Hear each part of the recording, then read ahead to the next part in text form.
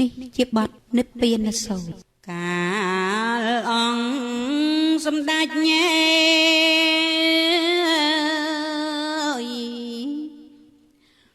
ព្រះទ្រង់ញាណណា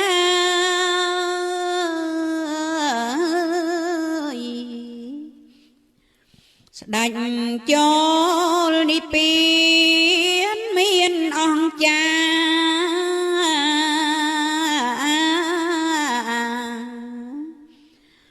ក្នុងដែនមលរដ្ឋ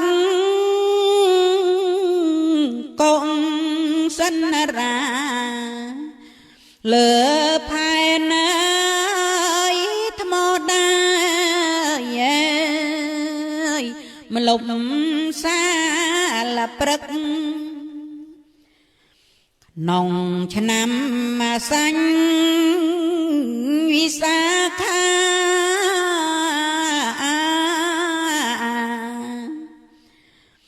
ពេញបងគៀលអពន្លឹក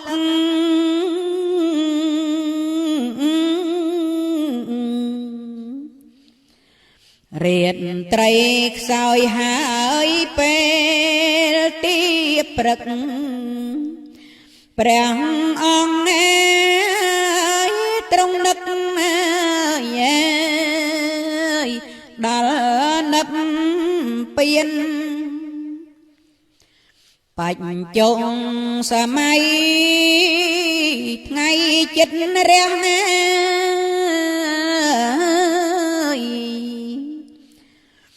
ស្ដេច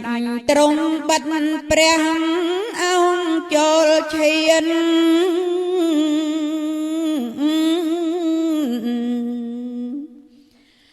ចេញហើយចូលទៀតទៅនឹកពៀននិរោធណាយក្នុងឈានជាចន្លងនៃឈានទី4និងទី5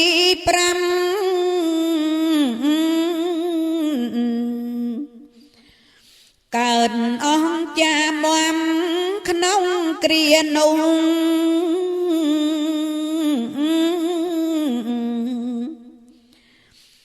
លោកធាតុទាំងម៉ឺនញ័រដូចគួងទៅខាងលើនោះដល់ឋានព្រំខាងក្រោមដល់រ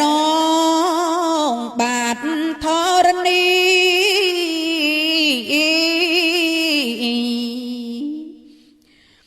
ញាប់ញ័រក្រុមទីឋានតូចធំ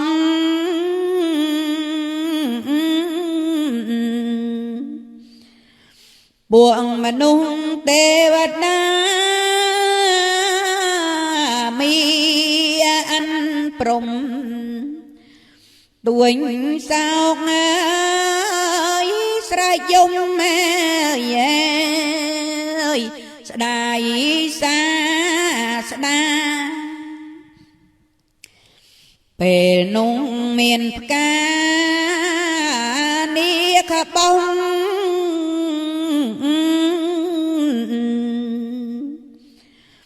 ជ្រុះរយរាយចង់ចាំងសួគី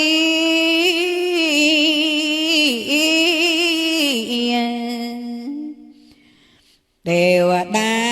នាំមកបាច់បូជាព្រះសពមកភគវីជា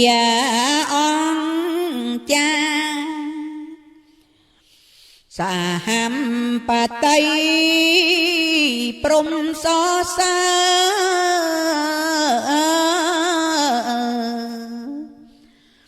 ថាផុតដំណើរភពសង្សា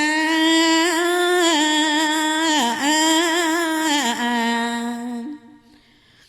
ព្រះអង្គឈ្នះពួកបញ្ ចាំងមានស្ដេចដែរសង្ខាយចូលនឹកពៀនព្រះអិនពោលថាអនិច្ចាង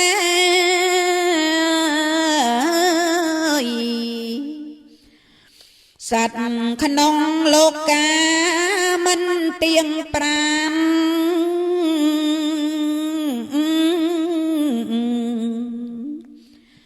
អំបាលតួអង្គព្រះទ្រង់ញៀនគង់ចូលនិព្វានដូចនេះណាអនរុទ្ធថាព្រះតថាគតណា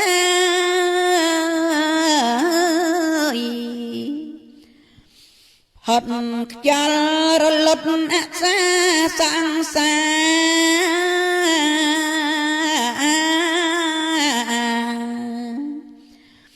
បសាសគ្មានសល់ត្រង់ណាដូចលុតណាជ្វាលាអត់នៅឡើយអានន្ទពោលថាព្រះសម្ពុទ្ធណា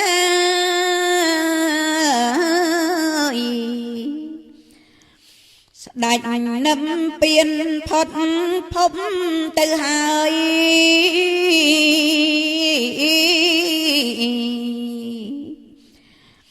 មានហេតុអស្ចារ្យខ្លាំង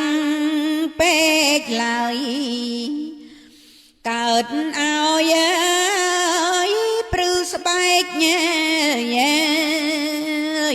ព្រឺលោមៀមនុស្សទេវតាព្រំនឹងពួកសត្វ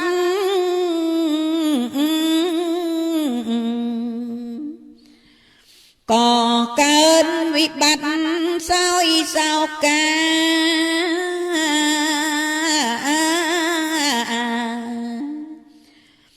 វាលែងតែអង្គរហត្តតាយំស្ដាយសស្ដាយព្រះទ្រង់ញៀនអោព្រះសម្ពុទ្ធណែមកតត្រៃលោក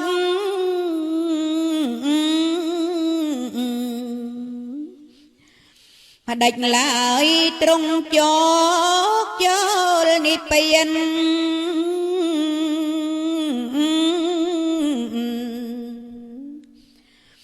ចោលពួកបរិស័ទ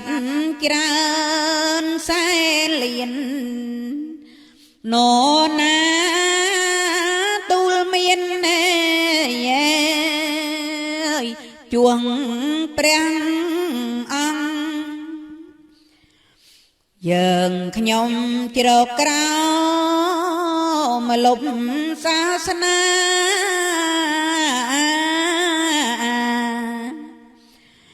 សង្ឃឹមសាស្តាជួយស្រោចស្រង់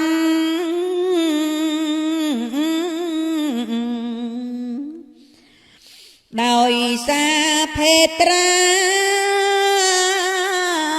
ធម៌ព្រះអង្គម្ដេចឡើយក៏ទ្រង់នឹមពៀននេះស្ដាយអើយស្ដាយអង្គព្រះទ្រង់ញៀន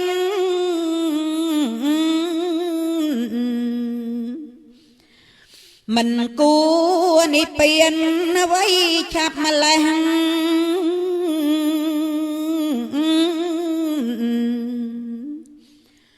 ស្ដាយណាស់ថ្លើមសួតស្ទើរបេះ ទ្រូងតាំងហើយស្ទើរប្រែមទៀបមរណា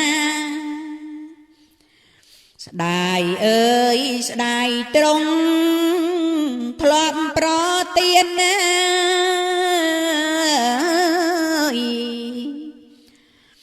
បុត្រនៃការទូលមានយើងរាល់គ្នា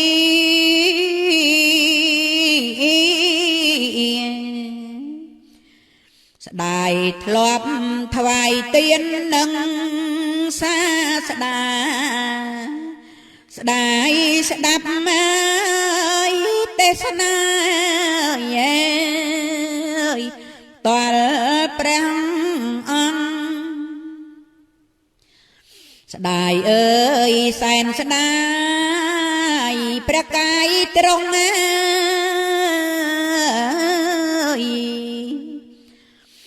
សាវងធ្លាប់គង់កលរហង្គ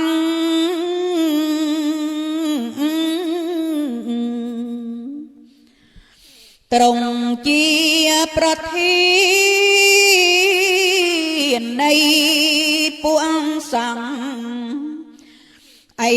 លើព្រះអង្គនឹបពៀនបាត់អោស្ដេចមជ្ឈមីដល់កំណាច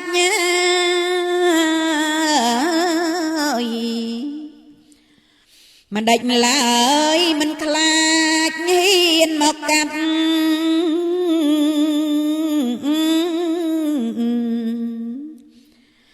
ព្រះជន្មព្រះពុទ្ធដូចសពសត្វឲ្យនឹបមេពៀនបាត់ទៅស្ងាត់ឈឹងមានចិត្តអាណិតចិត្តមេត្តា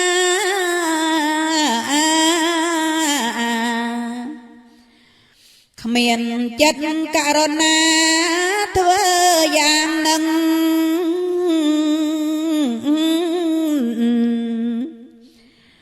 គ្មានគិតយកយល់ថាទីពឹងជាទីពំនឹងយើងរាល់គ្នាយើងខ្ញុំព្រះអង្គបាត់ត្រង់ជោគ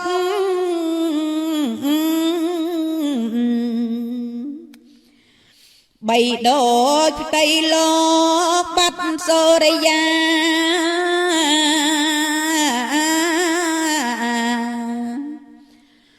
មានតែងងឹតអិតភ្លឺថ្លា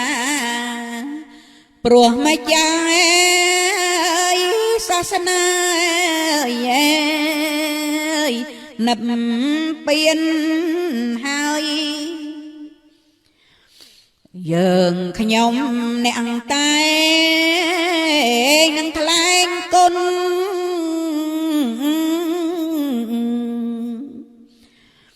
សូមដែលចាំបនបានដល់ត្រើយ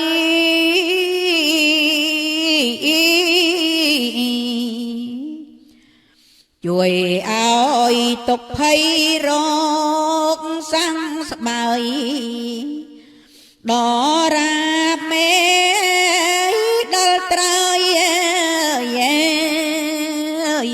នឹបពៀនហ